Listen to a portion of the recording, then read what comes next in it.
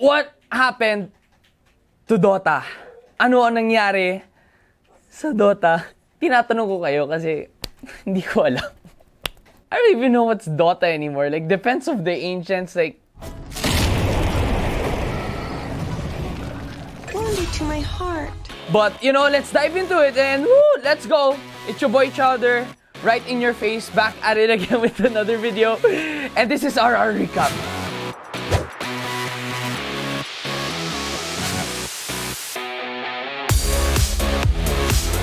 So, alam naman natin lahat, lalo na if, you know, you've been playing Dota 2 for a long time or even Dota. Every time the international actually ends, there's always a huge patch that comes afterwards. Everyone was waiting for the big patch, but Valve announced that they will be releasing it right after the first major. So, okay, boom! Chengdu Major, the meta was still similar to the international. They just fixed some of the broken heroes that we saw in the international. They fixed Ana's IO carry, you know, they nerfed him a bit. They also nerfed the Alchemist, and then they also, you know, nerfed other heroes like Chen and Enchantress and so on. Basically, whoever wins a big-ass tournament, they nerf you so hard. Oh, shit! And boom! Sino panalo? TNC. Yeah, Indo Pride. No, joke lang. Don't get mad, guys. Pinoy Pride, Pinoy. Yeah, ako'y Pinoy. But GG is called as TNC are going to take the major. I believe they were down 28K at one point as they celebrate.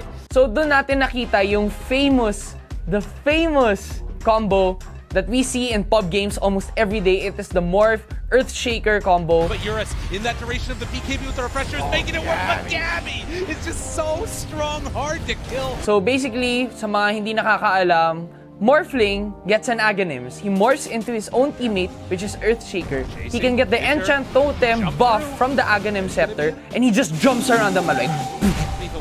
The jump in, the fissure, they got him caught, bringing him down super low and dead. Bam! One punch, man. There's only buyback on this TA. They're in trouble. Iba pa yung HP ng Earthshaker morph mo and Morphling himself. It was just a crazy combo. Silence! Gabby trying to be brought down, but he switches back over. The double heal, and they get it off. The kinetic field, they're in so much trouble. TNC, they bring them all down. Naranasan natin yun. Maybe some of us have used it.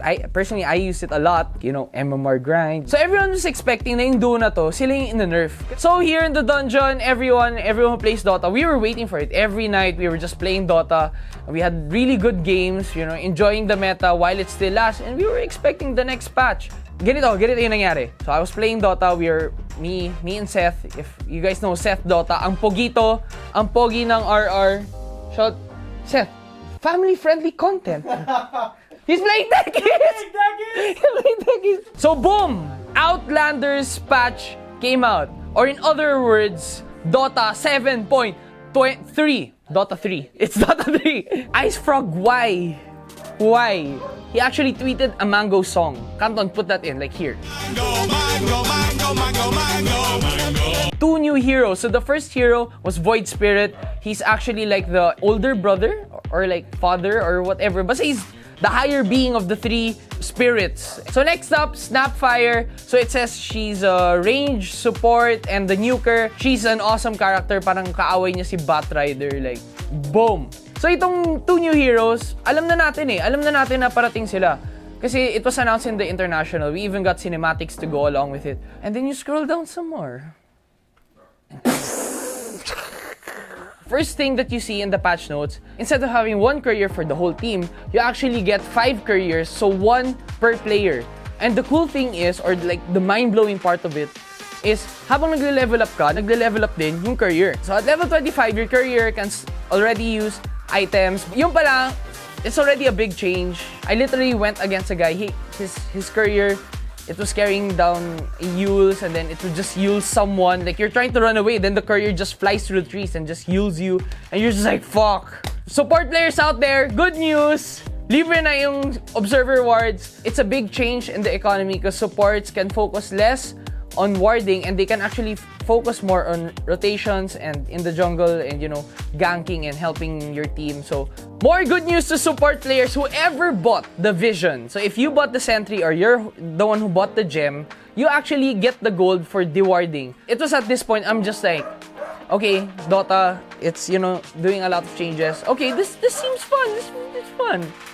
was so wrong. Map layout, obviously, you know, being impatient, I didn't really go to Dota and check the map. I just, you know, just continued. Actually, the reason why I didn't go into Dota anymore to check it out, because the next line was just like, the max level is now level 30. Like, and then what makes it even better or worse is that all the talents from your talent tree will be unlocked at level 30. No more side shops. Like, masakit, man. This is my bro. The side shops are my bro. I buy my quelling blade there. So the next major change is Outposts. So Outposts replaces the side shops. Whatever team actually captures it gets the benefit. So it's true sight, gives you vision around those trees, and it gives you bonus EXP. So this is huge, guys. Your games will probably be faster now because whatever team actually gets this, they'll have more EXP. They can get their levels faster. So dito na, guys, like seeing Outpost, seeing all of these changes with the wards, with the courier, I was actually contented. I thought the next part would be items, like changes in items. Ibang items yung nakita ko. So the next part, I just see neutral items. I'm like, neutral what? I'm not kidding, guys. There's items that drop from neutrals now, and it's like, what? So it says in the patch notes that there are 62 new items in total, but you know, some of them, they're like reincarnation of our favorite items, such as the Iron Talon, Poor Man Shield, and my personal Aquila! Ring of Aquila! Whoop! Ring of Aquila! Ring of Aquila! Ring of Aquila. Ring of Aquila. Ring of Aquila. The drop mechanics are like this. So there are basically 5 tiers of items. So from 5 to 15 minutes, ang makukuha mo dyan are tier 1 items. And then from 15 to 25 minutes, tier 2 items. From 25 to 35 minutes, magdodrop dyan tier 3 items. So from 35 to 45, tier 3 and tier 4 items have a chance to drop. From 45 to 70, tier 4 lang. I'm guessing the bulk of the late game items will actually be from the tier 4. So now, we go to the 70-minute mark. Boom! Tier 5 items. My God. There's literally an item that is called Desolator 2.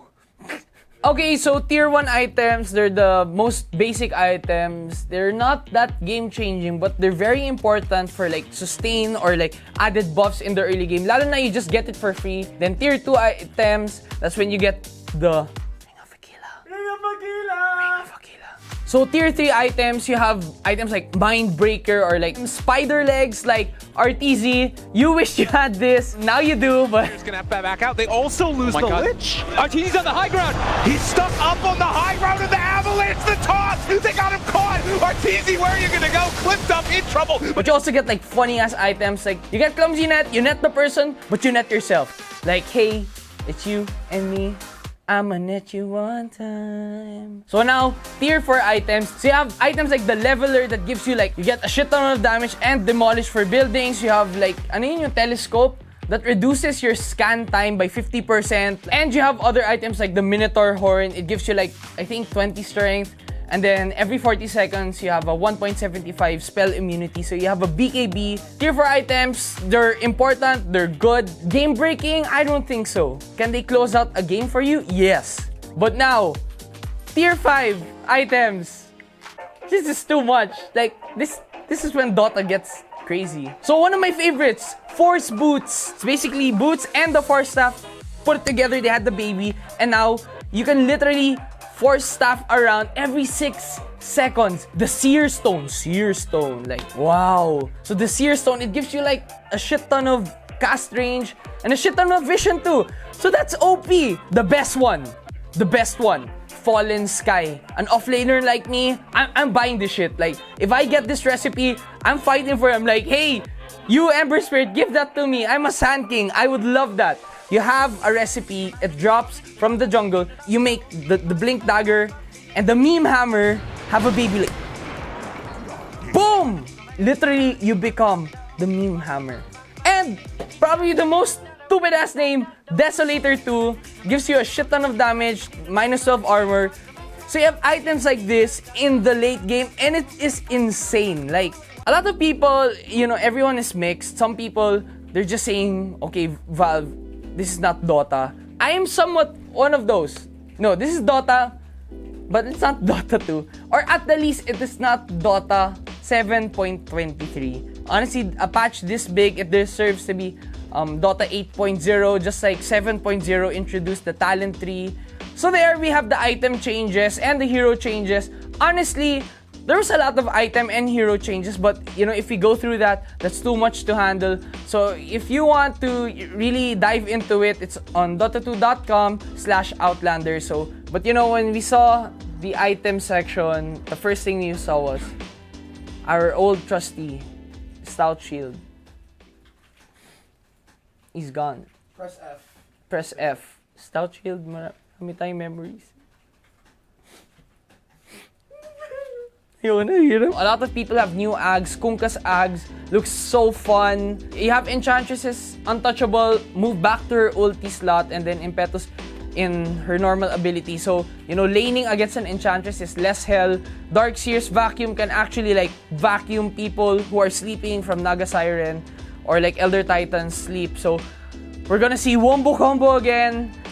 Oh, here comes the sleep. And here goes the sleep!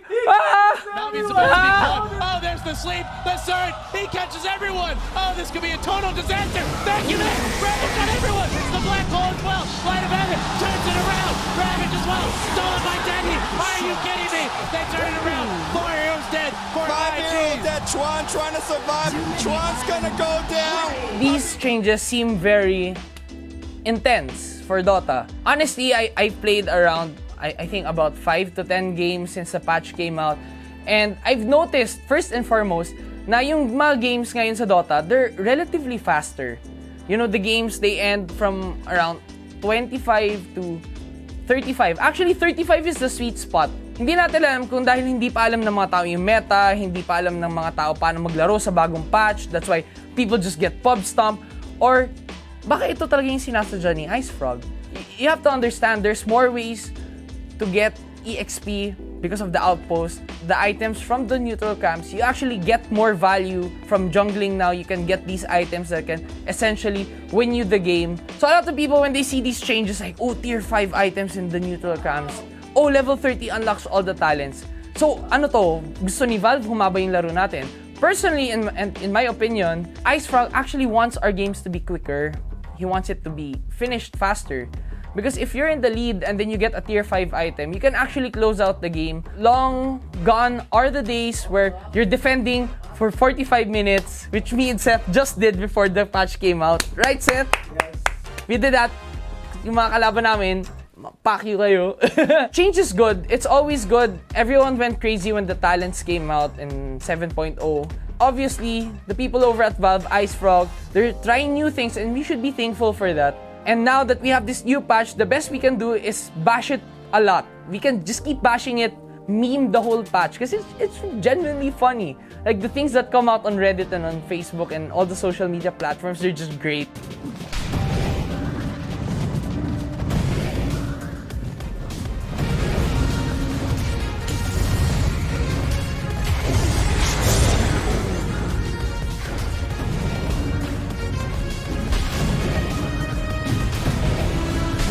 The best thing you can do is keep playing Dota. I mean, there's no other way. You guys can give up on the game, but you have to be reminded that these people actually look at our comments, they look at our suggestions. So it is our job as the community to really voice out, play the game, enjoy it as much as we can. Games are faster now, so sa mga tao na wala na kayong masyadong oras maglaro, it's even better for you. League of Legends players, if you wanna play, this is the best time to play. The RRC community or the RRC, sali na rin kayo kasi if you guys don't know how to play Dota, don't worry, Dota players, we don't know what to do also. Change is good. Change is good. Anyway guys, if you want more content like this, please like our page on Facebook and subscribe to our YouTube channel at Rumble Royale. That's what RR is for. We are one community. It's your boy Chowder. And again guys, this is RR Recap and Reign Supreme.